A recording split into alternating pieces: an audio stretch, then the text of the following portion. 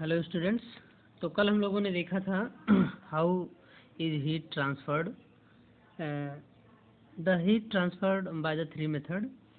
One is the conduction, second convection and third is the radiation.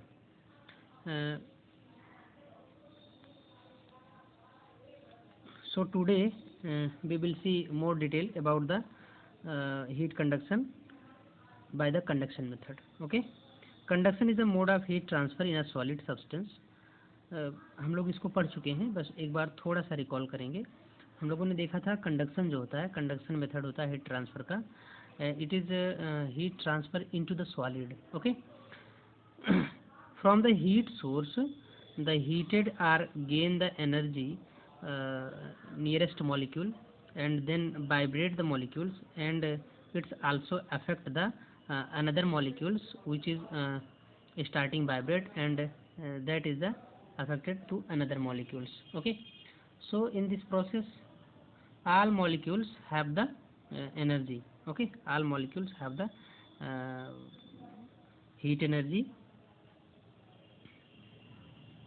Okay, फिर तो your substance is heated completely after some time as the molecules gain energy then move faster and objects become warmer।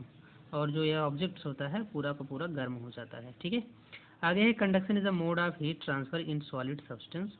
और conduction का जो heat transfer का mode है वो solid substance में होता है। When a warmer object come in contact with the colder objects, heat keeps flowing into the cooler object until both objects reach the same temperature। कह रहे हैं कि जो कंडक्शन मोड है हीट ट्रांसफर का, यह सॉलिड सब्सटेंस में होता है, जैसे कि आयरन रॉड हो गया। और कह रहे हैं जब एक हीट या वार्मर ऑब्जेक्ट एक कूलर ऑब्जेक्ट के संपर्क में आएगा तो ये वार्मर ऑब्जेक्ट से कूलर ऑब्जेक्ट की तरफ जाता रहेगा। ये तब तक जाता रहेगा जब तक कि दोनों का टेम्परेचर सेम नहीं हो जाता है। फिर यहाँ पर एक एक्टिविटी दी हुई है, इसको हम लोग देखेंगे। ओके, इसको देखेंगे। Take a metal rod, fix piece matchstick with candle wax at the different spots on the rod. ठीक है, यहाँ पर एक रॉड है, ये मेटल की रॉड है और इसमें जो है मैचस्टिक्स लगाए गए हैं, मैचस्टिक्स की स्टिक लगाई गई हैं और इधर से हम कैंडल से बर्निंग कैंडल से इसे हीट करते हैं। तो हीट करने पर यहाँ हीट हो रहा है तो इसके बगल वाले मॉलिक्यूल्स हीट होंगे, फिर इसके बगल वाले धीरे धीरे धीरे जब यहाँ तक हीट हो जाएगा तो ये वैक्स मेल्ट कर जाएगी और ये स्टिक गिर जाएगी। फिर आगे बढ़ेगा, उसके बाद ये स्टिक गिर जाएगी, फिर आगे बढ़ेगा, उसके बाद ये मेल्ट कर जाएगा, ये स्टिक गिर जाएगी।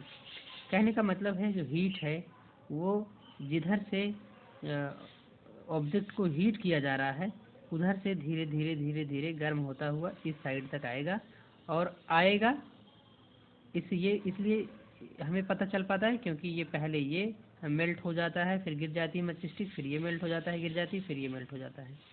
ठीक है, तो ये एक्टिविटी है, इसको आप पढ़ लीजिएगा।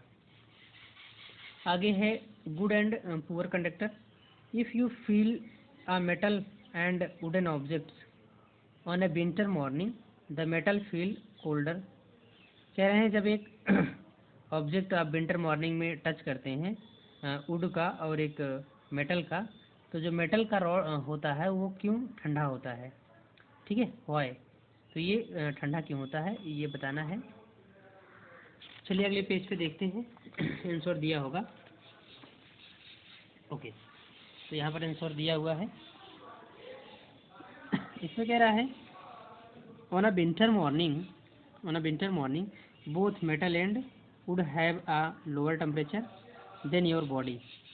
विंटर मॉर्निंग में हमारी जो बॉडी का टेम्परेचर है वो फिक्स है, लेकिन जो सब्सटेंस होते हैं वो अपने इन्वायरमेंट से एनर्जी ले लेते हैं, है ना, या यूँ कह लीजिए अपनी एनर्जी इन्वायरमेंट को दे देते हैं और ख़ुद जो है कोल्ड हो जाते हैं, ठंडे हो जाते हैं।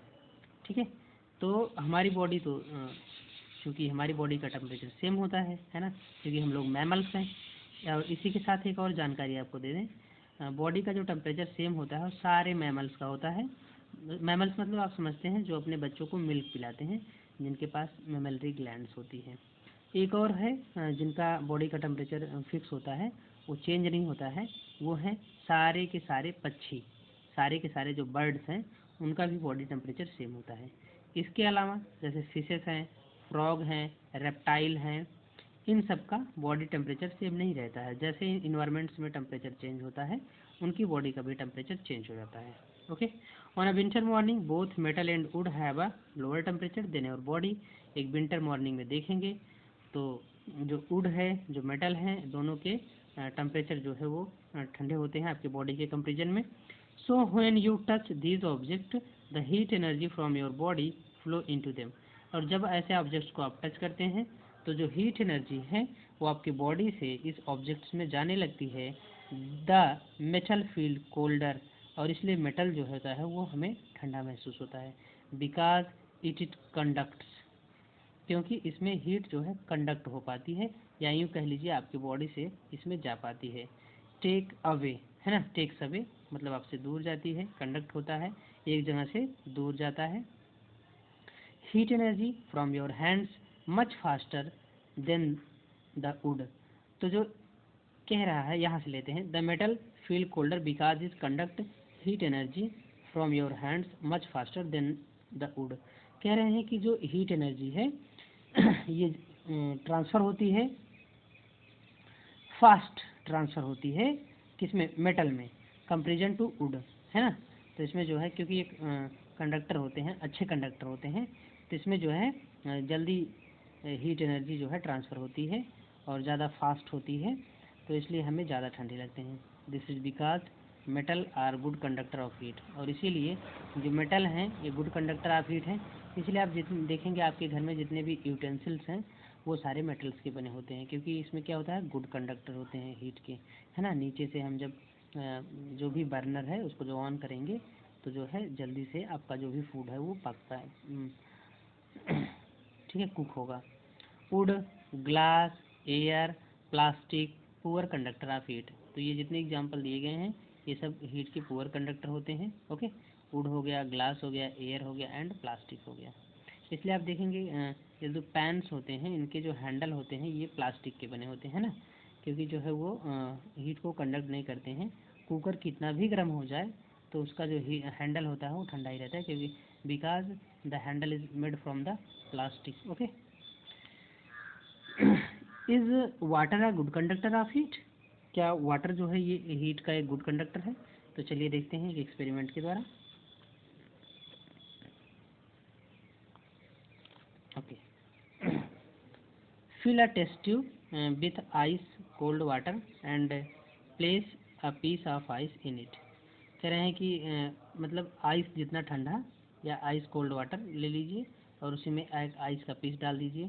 फिर क्या करना है, keep the ice at the bottom, bottom में डाल देना है। By placing a marble over it, इसके ऊपर एक मतलब मार्बल रख देंगे, एक पत्थर का टुकड़ा रख देंगे ताकि ये नीचे रहे, क्योंकि we know that the ice is float on the surface of water. Now heat the water from the top end of the test tube, है ना। तो इसके एंड के टॉप एंड से हम इसको हीट करेंगे until it begins to boil, और तब तक करेंगे जब तक ये उबलने लगे। Does the ice melt completely when the water begins to boil. कह रहे हैं क्या जो है ये आइस मेल्ट हो पाया जब ये बॉयल करने लगा, begins to boil. Does heat spread quickly in water, क्या जो है हीट वाटर में क्विकली तेजी से ट्रांसफर होती है। Is water a good conductor of heat. Most liquid are poor conducts of heats, more liquids are poor conductor of heat. कह रहे हैं ज़्यादातर लिक्विड जो होते हैं वो पुअर कंडक्टर होते हैं हीट के। एक्चुअली हमें ये तब पता चल पाएगा जब हम लोग एक्सपेरिमेंट करके देखेंगे। तो चलिए देखते हैं। फिलहाल आई होप ये उतना अच्छा कंडक्टर नहीं है जितना कि मेटल है। आगे देखेंगे, poor conductor and are good insulator of heat energy. जितने भी पुअर कंडक्टर होते हैं वो इंसुलेटर का मतलब होता है जो उस चीज़ को रोके, किसी भी चीज़ को जाने से रोके। तो जो कंडक्टर्स होते हैं पुअर कंडक्टर, है ना, जैसे प्लास्टिक हो गए, ग्लास हो गए, एयर हो गए, ये इंसुलेटर होते हैं हीट एनर्जी के, ठीक है। Material that conduct heat properly do not transfer. तो चलिए देखते हैं आगे।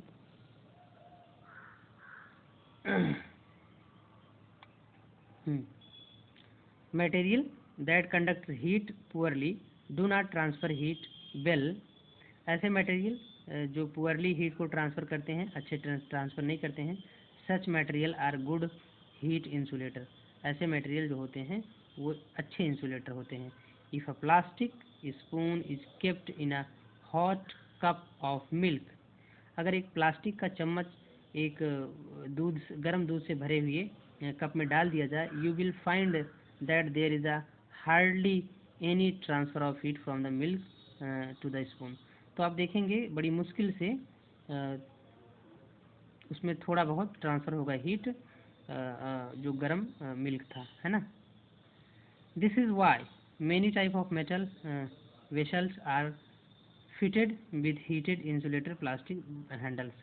कह रहे हैं इसीलिए कई तरह के जो मेटल वेसल्स होते हैं, बर्तन होते हैं, आर फिटेड, उसमें फिट किया जाता है with heat insulator plastic handle, उसमें जो हैंडल लगाया जाता है वो प्लास्टिक का लगाया जाता है जो कि इंसुलेटर होते हैं। ओके, ताकि आप बर्तन का यूज करते रहिए और वो गर्म नहीं होगा। ठीक है, तो चलिए आगे एक और इन्फॉर्मेशन है, हम लोग इसको देख लेते हैं। Air is a good heat insulator. Air जो होती है ये भी एक अच्छी इंसुलेटर होती है। Seal and polar bears that live in the cold arctic region have thick layer of the fur, है ना। जो सील है ये एक प्रकार का एनिमल है जो वाटर में रहता है। एंड पोलर बियर्स, और जो पोलर बियर्स हैं ये, है ना, पोलर रीजन पर रहते हैं ये bears. That live in the cold arctic region, और ये बहुत ठंडे आर्टिक रीजन में रहते हैं। Have the thick layer of fur, इनके ऊपर जो है एक बहुत ही थिक लेयर फर की होती है ना। The fur trap air and forms an excellent heat insulating layer, और जो ये फर होते हैं ये एयर को ट्रैप कर लेते हैं, मतलब इसमें से हवा आ जा नहीं पाती है, और एक अच्छे इंसुलेटर का बिहेव करते हैं ये। The layer of trapped air keep the animals comfortably warm even when the atmospheric temperature drop below -20 degree Celsius. और ये जो एयर को ट्रैप कर लेता है ये एनिमल को बहुत ही आरामदायक तरीके से गर्म रखता है, यद्यपि वहाँ का जो टेम्परेचर है -20 डिग्री सेल्सियस तक भी चला जाता है, लेकिन फिर भी ये इसको गर्म रखता है, इसकी बॉडी को गर्म रखता है, प्रॉपरली ये अपना हर फंक्शन कर पाता है। आगे है similarly a house made up bricks remain cool in summer because bricks are porous and trap air। Similarly इसी प्रकार से जो हाउस होते हैं ये मेड अप ब्रिक्स, वो ईंट के बने होते हैं, remain cool in summer because bricks are porous and trap air. तो कह रहे हैं कि ये ब्रिक्स रिमेन्स कूल, है ना, इन समर, ये ठंडे बने रहते हैं, जो ईंट हैं ये ठंडे ठंडे बने रहते हैं गर्मियों के दिन में, क्योंकि जो ब्रिक्स है, बिकॉज ब्रिक्स आर पोरस, क्योंकि ब्रिक्स में जो होते हैं पोर होते हैं, छिद्र होते हैं, एंड ट्रैप एयर, और उसमें एयर ट्रैप रहती है। In hot desert region of Gujarat people build mud house with roof covered with a kind of grass. जो लोग गुजरात में रहते हैं वहाँ के जो लोग हैं वो मड का हाउस बनाते हैं, मतलब कीचड़ का हाउस बनाते हैं, है ना। कीचड़ मतलब मिट्टी से, आप लोगों ने गांव में देखा होगा शायद, वो जो कच्चे घर होते हैं, covered with a kind of grass, और कई तरह के घासों से उसको कवर करते हैं। The mud wall begin highly porous do not conduct heat, जो मड वाल होती है इसमें हाईली बहुत सारे पोर होते हैं और ये हीट को कंडक्ट नहीं करती है। The roof too does not conduct heat because grass is the poor conductor of heat, और जो उनका रूफ है, जो छत है, वहाँ से भी उनको गर्मी नहीं लगती है, मतलब वहाँ से भी जो हीट है वो कंडक्ट नहीं होती है, क्योंकि वो बहुत ही पुअर कंडक्टर होते हैं। ठीक है, तो इसमें मैं थोड़ा सा और बताना चाहूँगा, जैसे आपके घर पे जो जितने भी कपड़े आप सर्दियों में पहनते हैं उसमें देखेंगे कॉटन होता है बीच में, या फिर कुछ ऐसी चीज़ें होती हैं जो एयर को ट्रैप करती हैं, है ना, तो वो आपको वार्म रखती हैं, क्योंकि एयर को ट्रैप कर लेती हैं और जो कोल्ड एयर है इन्वायरमेंट की वो आप तक पहुंच नहीं पाती है। और दूसरा एक और चीज़, जैसे जो घर पे रजाइयाँ होती हैं, गद्दे होते हैं, जब आप उस पर कूदते हैं, उछलते हैं, तो आपके घर वाले मना करते हैं, आपके पेरेंट्स जो है मना करते हैं कि आप ऐसा ना करें। वो इसीलिए मना करते हैं कि उसके जो एक होता है ना रुई की धुनाई, जब उसकी धुनाई होती है तो बीच में बहुत सारे एयर आ जाते हैं, है ना, वो मतलब स्वेल कर जाता है ना। और जब आप उसके कूदेंगे, उसी पे खेलेंगे, तो वो धीरे धीरे चिपकता चला जाएगा, पतला होता चला जाएगा, और जितनी भी ट्राई पेयर है उसमें से कम होती चली जाएगी, और फिर वो आपको वार्म नहीं रख पाएगा। इसीलिए आपके जो घर के लोग हैं वो मना करते हैं। आज के लिए बस इतना ही। Thank you.